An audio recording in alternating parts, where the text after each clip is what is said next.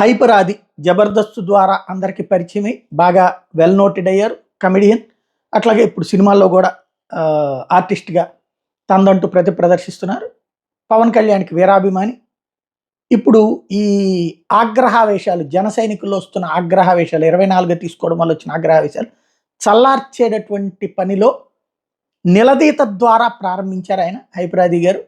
ఏదైతే మనం ఎన్ని ఏది పవన్ కళ్యాణ్ కంటే ఎక్కువ తెలుసా మనకి ఎన్ని తీసుకోవాలి ఏంటనేటువంటిది. క్రిందటిసారి మనకు ఏమన్నా ఆయన గెలిపించామా?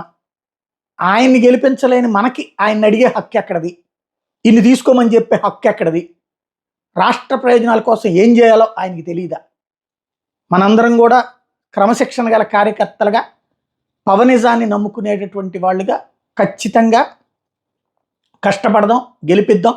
ఇప్పుడు 24కి 24 గెలిపించి 3కి 3 గెలిపించి తద్వారా రాబోయే రోజుల్లో మన నాయకుడిని పవర్ఫుల్గా తయారు చేసి ఆ పైన మనం అడగడానికి ఒక హక్కు ఉంటుంది అన్నటువంటి పాయింట్ని ప్రస్తావించడం ద్వారా మోటివేట్ చేసే ప్రయత్నం చేస్తున్నారు.